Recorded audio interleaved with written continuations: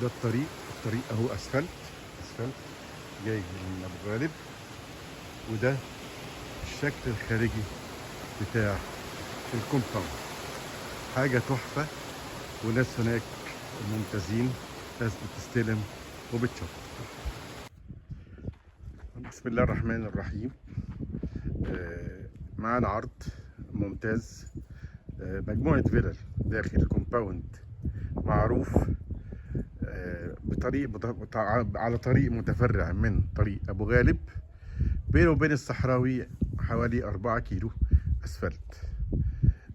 معاكم أشرف فهمي، مزارع وأراضي للبيع في مصر. موبايل 010 61 61 10 55. العرض اللي معانا أهو، ده حواليه كله سور. ادي البوابة بتاعت الفيلا. مساحة الأرض الإجمالية 2000 متر.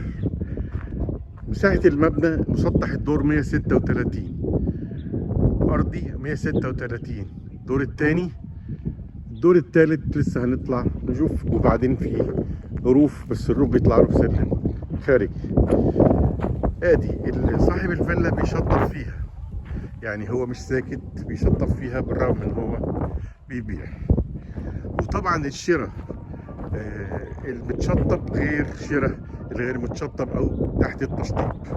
طبعا بيفرق السعر جامد، وبتشطب بتبقى تشطب على مزاجك.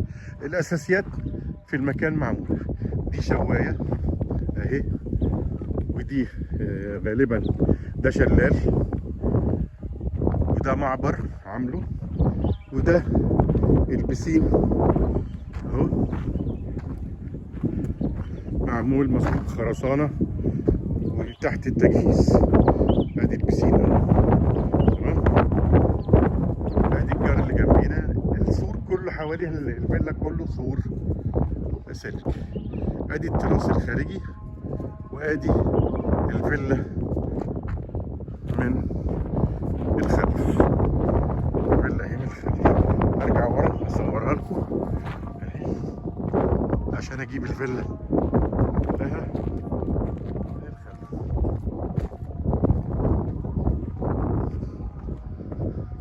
ادي الفيلا من الخلف، وادي البسين اللي بيتعمل. فيلا حاجة ما شاء الله، الله اكبر، وسعرها ممتاز. وادي خزانين ميه. الفيلا وصل لها كهرباء، وليها حصة في الميه بعدات فرز، كهرباء وميه. مساحة الارض حلوة، الانشاءات اللي عليها كويسة، سعرها ممتاز. ربنا يبارك لصاحب النصيب. الورق خالص، عقود نهائية خالصة، ما عليهاش ولا تعريف. عقود نهائية خالصة، ما عليهاش فلوس خالص اهي. الفيلا اللي جنبها دي كمان بتتباع، وهي نفس التصميم. هنخش نصورها برضو من الخارج، ونصور دي من الداخل اهي. نبتدي نخش اهو جوه. ادي الباب الرئيسي بتاع الفيلا، كهرباء واصله اهي، وفيها عداد كهرباء على فكره. فيلا راكب. ده الريسبشن، ده الريسبشن. وادي الباب اللي بيخرج على التراس اللي بيبص على البسين تمام. وادي السلم اللي بيطلع على الدور التاني. ده مطبخ امريكاني اهو، مطبخ امريكي. وده حمام ضيوف. هنا نشوف في ايه. هنا غالبا دي غرفة ضيوف بقى لأي حد، مكتب. وده تحت السلم ممكن يتقفل ويتعمل مخزن. الحديد راكب اهو. وادي منظر الفيلا من بره. طيب، درج الرخام راكب، درجة الرخام راكبة، يعني الراجل شغال تشطيب في الفيلا. سلم ممتاز اهو. ادي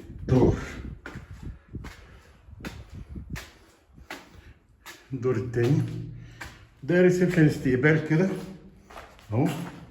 هنبتدي نخش من على اليمين، ده حمام، ودي غرفة بالحمام بتاعها، غرفة صغيرة بالحمام بتاعها. ممكن نوسع غالبا، يعني ممكن نوسع الدنيا. وادي الغرفة التانية اهي،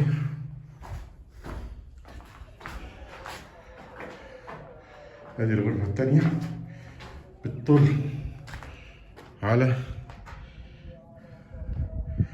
الجنينة. الجنينة دي اتعملت لو اتعملت لاندسكيب وده مش مكلف هتبقى في منتهى الجمال. ده تراس. وادي الغرفة التالتة اهي، وفيها تراس. وادي البسين اهو، وده المطبخ الخارجي او القعدة البرجولة، فيها شواية وده شلال وده نار. نفس الحكاية في الفيلا اللي جنبيها وبنفس المساحة، تمام. والاتنين معروضين للبيع. طيب خرجنا من هنا هنطلع فوق، يبقى كده 3 أدوار.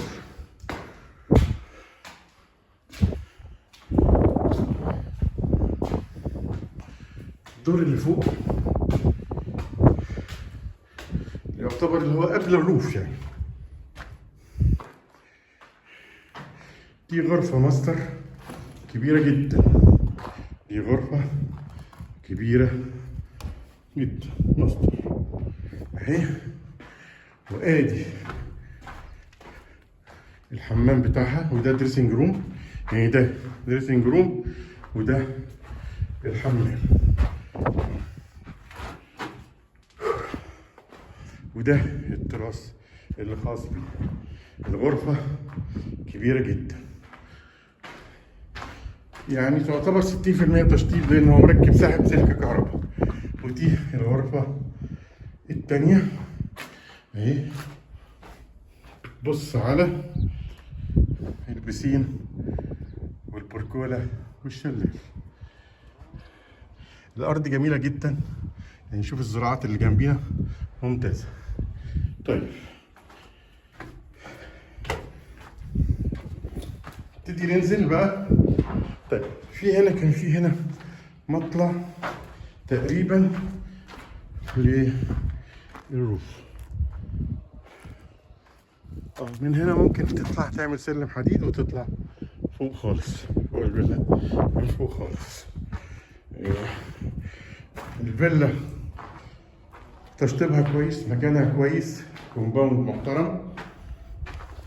هو لسه الناس بس بتستلم، ده المرحلة التالتة الناس مستلماها لسه وبتشطب فيها. السعر كويس جدا، السعر كويس جدا. ادي الجيران اهي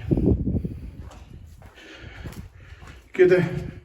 يبقى احنا وصلنا لنهاية العرض بتاعنا، وصلنا لغاية نهاية العرض بتاعنا. هنقول كل حاجة في الوصف التفصيلي بتاع الفيلا، وهنصور عداد الكهرباء واحنا خارجين. تمام، ده خزان ميه اهو. طيب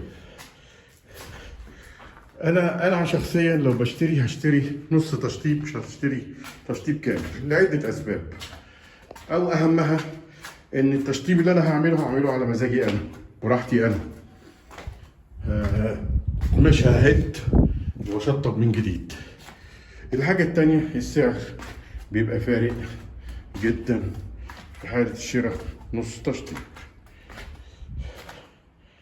فضلا وليس امرا اللي ما اشتركش في القناة ينزل يشترك فيها ويدعمنا لايك وشير عشان الفيديو يوصل لأكبر مجموعة ممكنة.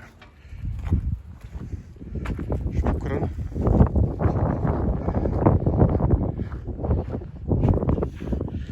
احنا خارجين اهو من المخرج اهو.